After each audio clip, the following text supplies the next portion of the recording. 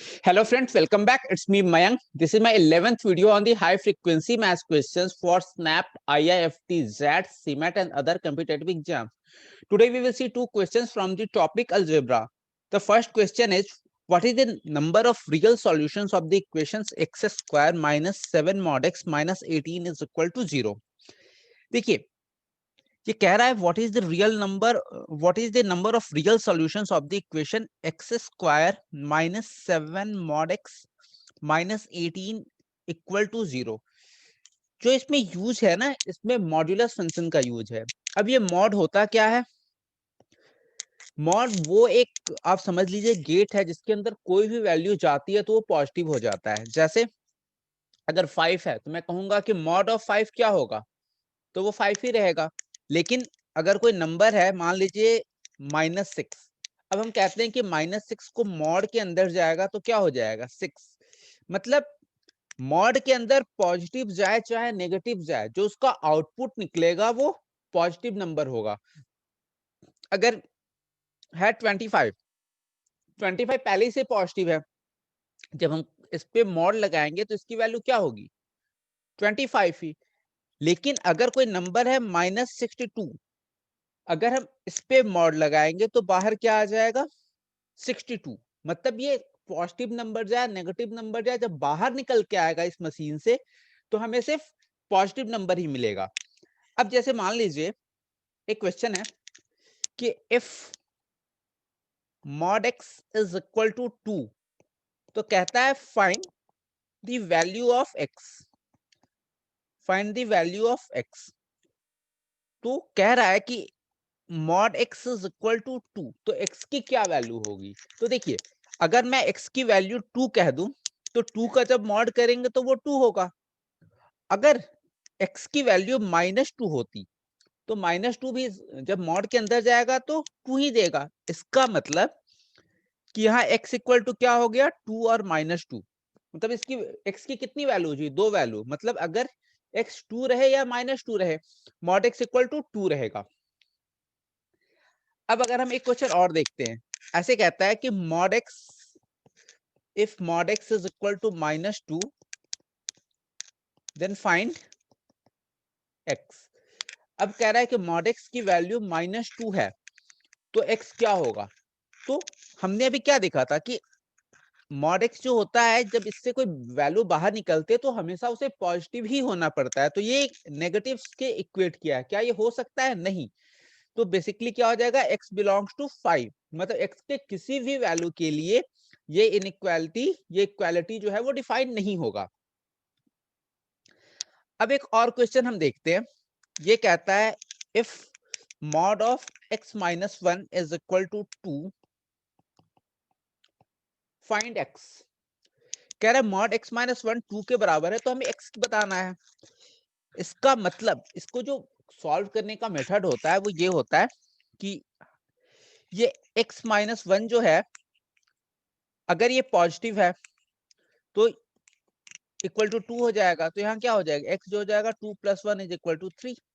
अगर x minus 1 negative होता, अगर ये x minus 1 नेगेटिव होता तो किसके बराबर होता, 2 के। तो यहाँ जब हम सॉल्व करेंगे तो क्या हो जाएगा, -x + 1 this is equal to 2 और x इज इक्वल टू क्या हो जाएगा 2 - 1।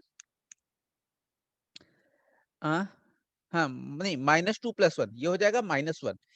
और आपको समझ में भी आ रहा है कि अगर mod ऑफ x - 1 2 है तो अगर मैं x की वैल्यू, यहाँ हमारी x की क्या क्या वैल्यू आई, या तो एक 3 आया या तो एक -1 आया।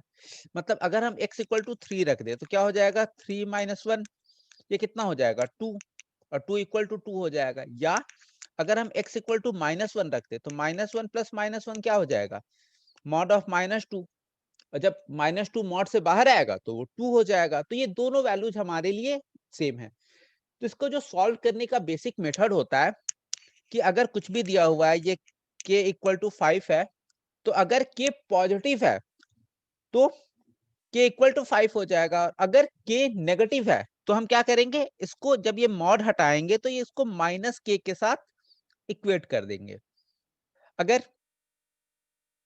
-5 दिया हुआ है तो इसका मतलब क्या हुआ कि अगर हमको इस मॉड हटाना है तो क्या करेंगे, अगर ये नेगेटिव नंबर है अंदर, तो हम इसको एक और नेगेटिव के साथ ओपन करेंगे, तो माइनस ऑफ -5 क्या हो जाएगा 5। क्यों? क्योंकि फाइनल जो वैल्यू आनी चाहिए वो हमारी पॉजिटिव आनी चाहिए।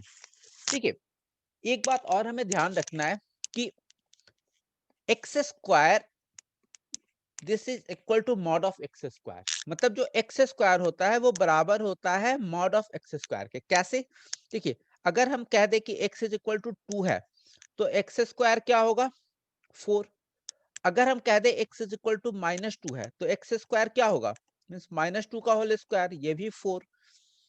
तो दोनों ही केसेस में जो हमें मिल रहा है वैल्यू वो पॉजिटिव मिल रहा है, इसलिए एक्स स्क्वायर को हम मॉड ऑफ एक्स स्क्वायर से रिप्लेस कर सकते हैं क्वेश्चन में। अब देखिए, अब जो हमारा क्वेश्चन कह रहा है कि what is the number of real solutions of the equation x square -7 mod x -18 equal to 0। तो अगर हम ध्यान से देखेंगे तो ये सिंपल एक क्वाड्रेटिक इक्वेशन ही है, और इसमें पूछ रहा है what is the number of real solution. तो रियल सॉल्यूशन मतलब क्या, रूट्स ऑफ द इक्वेशन, मतलब इस क्वाड्रेटिक इक्वेशन के कितने रूट्स हैं। हमसे ये नहीं पूछ रहा है कि नंबर ऑफ रूट्स। अच्छा, अब एक डाउट आना चाहिए कि अगर क्वाड्रेटिक इक्वेशन टाइप का ये दिया हुआ है, तो क्वाड्रेटिक इक्वेशन के तो 2 ही रूट होते हैं, तो क्या इसमें 2 से ज्यादा भी हो सकते हैं? तो आइए हम ये देखते हैं। तो अभी हमने देखा था कि एक्स स्क्वायर को हम क्या लिख सकते हैं, मॉड ऑफ एक्स स्क्वायर। तो mod of x square -7 mod x -18 is equal to 0। अब हम क्या करते हैं कि लेट मॉड एक्स को हम y मान लेते हैं। तो अब ये सिंपल क्वाड्रेटिक इक्वेशन हो गया y के फॉर्म में, तो क्या हो गया y square -7y -18 is equal to 0। अब हम इस क्वाड्रेटिक इक्वेशन को अपने basic quadratic equation x square sorry इसे हम, चलिए हम इसको y में कर देते हैं, y square -7y -18 is equal to 0। ये हमारा क्वाड्रेटिक इक्वेशन है। अब हम इसे इक्वेट कर देते हैं, A Y square plus B Y plus C is equal to 0। तो यहाँ a इक्वल टू क्या आया 1, b इक्वल टू क्या आया -7, और c इक्वल टू क्या आया -18। तो सम ऑफ रूट्स, अगर इस क्वाड्रेटिक इक्वेशन है तो इसके 2 रूट्स होंगे, तो सम ऑफ रूट्स क्या होगा, सम ऑफ रूट्स की वैल्यू क्या होती है, अगर अल्फा और बीटा इसके रूट्स हम मान लें, तो वो क्या होता है माइनस ऑफ बी बाई ए। मतलब ये कितना हो गया माइनस ऑफ -7 और अल्फा इंटू बीटा कितना हो गया सी बाई ए, वो कितना हो जाएगा -18। मतलब दो नंबर्स का जो सम आया वो 7 आया, और उसका प्रोडक्ट जो आया वो -18 आया। हमको ऐसे दो नंबर्स की तलाश है। तो अगर हम इस 18 का प्राइम फैक्टराइजेशन करेंगे माइनस अगर मैं 18 का, तो हम क्या लिख सकते हैं 2 इंटू 9। क्या हम इस दो नंबर से ऐसा बना सकते हैं जिसका सम 7 आ जाए और जिसकी प्रोडक्ट -18 आ जाए? बिल्कुल। अब हम क्या करते हैं कि इस 9 को 9 रखते हैं और 2 के बदले -2 रख देते हैं। तो इसको जब हम सम करेंगे तो क्या आएगा 9 प्लस ऑफ -2, ये 7 आ गया, और 9 इंटू -2 ये हमें -18 दे दिया।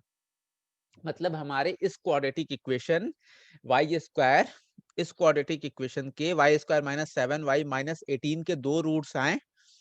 कौन कौन से? एक हो गया 9 और एक हो गया -2। मतलब हमारा क्या आया y इज इक्वल टू, एक आया 9 और दूसरा आया y इज इक्वल टू -2।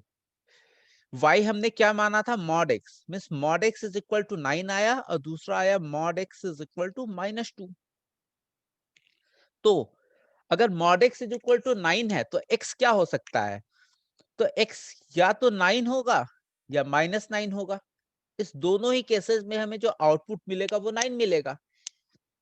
लेकिन क्या मॉड ऑफ x -2 है तो क्या ये वैलिड है? नहीं। क्यों? क्योंकि अभी हमने देखा था कि मॉड x जो है वो किसी नेगेटिव के इक्वल हो ही नहीं सकता, क्योंकि मॉड x तो हमेशा पॉजिटिव होता है।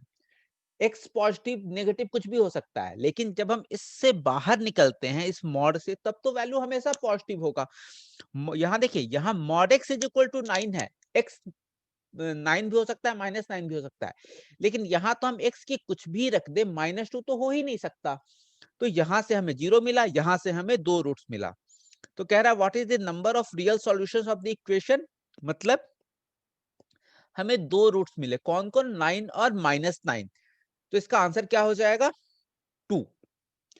देखिए, अब अगर हम ध्यान से देखें कि जैसे y इक्वल टू x है, अगर हम इसका ग्राफ ड्रॉ करें तो y इक्वल टू x का ग्राफ कैसा होता है? अगर ये हमारा x एक्सिस है, ये हमारा y एक्सिस है, तो जो ये लाइन होता है, इस लाइन को हम कहते हैं y is equal to x line, जो ये ओरिजिन से पास कर रहा है। अब अगर हमसे कह दे कि y is equal to mod x का अगर हमें ग्राफ ड्रॉ करना हो, तो हम कैसे ड्रॉ करते हैं? तो y equal to mod x का जो ग्राफ होता है, अगर ये x एक्सिस, ये y एक्सिस, तो y equal to mod x का ग्राफ कुछ इस तरह से होता है। ये हो गया हमारा graph y is equal to mod of x का। मतलब जहां जहां पॉजिटिव है x, वहां तो हमें y equal to x graph ही मिल रहा है, लेकिन जहां जहां नेगेटिव जहां हम x पे जा रहे हैं और जहां हमको नेगेटिव वैल्यू मिल रहा है, ये वैल्यू हम हटा दिए और इसके बदले इसी को हम मिरर मानते हुए ये लाइन ड्रॉ कर दी। ये y equal to mod x का ग्राफ है। ये हमें याद होना चाहिए कि अगर कभी भी लिखा हो y equal to mod x का ग्राफ, तो हमें उसको पता होना चाहिए। मैं एक्सिस नहीं लिख रहा हूं कि y equal to mod x का ग्राफ जो है वो इस तरीके से है। अब जो हमने देखा कि नंबर ऑफ सॉल्यूशंस, ये किसका ग्राफ है? y is equal to mod x। अब कह रहा था यहां देखिए कि y is equal to mod x is equal to 7 आया था। मीन्स अब हमें एक y equal to 7 line draw करना है, तो y इक्वल टू 7 लाइन कौन सा होगा? ये कुछ ऐसा लाइन होगा। तो नंबर ऑफ सॉल्यूशंस का मतलब क्या होता है कि ये दोनों ग्राफ कहां कहां इंटरसेक्ट कर रहे हैं। मतलब एक वो इस पॉइंट पे इंटरसेक्ट कर रहा है, इस पॉइंट पे इंटरसेक्ट कर रहा है। इसका मतलब इसके नंबर ऑफ सॉल्यूशंस क्या आए? 2 आए। जो हमारा दूसरा था वो क्या था? y is equal to mod x equal to -2। मतलब y इक्वल टू -2 का लाइन कैसा होता? ये कुछ नेगेटिव y एक्सिस में होता ये लाइन। तो क्या ये लाइन कहीं ग्राफ को कट कर रहा है? नहीं कट कर रहा है, इसलिए हमारे नंबर ऑफ सॉल्यूशंस जो है वो 2 आए। अब देखिए, अगर इसी क्वेश्चन में ऐसे रहता जो हमारा आया था कि mod x is equal to 7 और दूसरा रहता mod x is equal to 2, अगर बाई चांस ऐसा रहता, इसका मतलब कि अगर हम इसका ग्राफ ड्रॉ करते तो वो इस तरीके से होता। ये हमारा x एक्सिस, ये हमारा y एक्सिस, ये हमारा ओरिजिन हो गया 0 0। तो ये जो हमारा लाइन हुआ, ये ग्राफ किसका हुआ? y is equal to mod x का। अब हमसे पहले क्या कह रहा है? Mod x equal to 7। मतलब अगर हम एक ये लाइन होता, ये लाइन का इक्वेशन क्या होगा? y is equal to 7। कोई भी लाइन जो x एक्सिस के पैरेलल होती है उसका इक्वेशन क्या होता है? y is equal to k, कोई कांस्टेंट टाइम। तो ये ग्राफ यहाँ कट कर रहा है, यहाँ कट कर रहा है। अगर उसमें -2 के बदले +2 होता तो यहाँ क्या होता? Mod x is equal to 2। मतलब एक और लाइन होता, इस लाइन का इक्वेशन क्या होता? इस लाइन का इक्वेशन होता y इज इक्वल टू 2। तो ये जो ग्राफ है, ग्राफ मतलब जो y equal to x line है, और ये कहां कहां कट करते? ये 4 पॉइंट पे कट करते। तो इसका आंसर हो जाता 4। मतलब नंबर ऑफ रियल सॉल्यूशन इस केस में क्या होता? There are 4 real solutions. ये मैं सिर्फ एक्सप्लेन कर दिया कि अगर ग्राफिकल मेथड से कई बार क्या होता है ना कि अगर देखिए इस क्वेश्चन को हम ग्राफिकल मेथड से कर सकते थे। क्यों? क्योंकि यहाँ कह रहा है कि what is the number of real solution. ये हमसे सिर्फ नंबर ऑफ रियल सॉल्यूशन पूछ रहा है, ये हमसे नहीं पूछ रहा कि उसकी वैल्यू बताओ। अगर वैल्यू नहीं पूछ रहा है तो हम सिंपल ग्राफ ड्रॉ करके भी ये क्वेश्चंस कर सकते हैं। जब हम ग्राफ पढ़ेंगे, वैसे मैंने क्वाड्रेटिक इक्वेशंस, अगर अगर आप मेरे प्लेलिस्ट में जाएंगे, वहां से क्वाड्रेटिक इक्वेशन ओपन करेंगे तो आपको दिखेगा कि मैंने ग्राफ अच्छे से एक्सप्लेन किया है। और मैं इसमें इसका लिंक भी दे दूंगा, वहां से आप देख के समझ सकते हैं। तो अगर आपको ग्राफ का भी आइडिया हो जाएगा ना, तो क्वाड्रेटिक इक्वेशंस के क्वेश्चंस फिर बहुत ही इजी हो जाते हैं। चलिए फिर अब हम दूसरा क्वेश्चन देखते हैं आज का।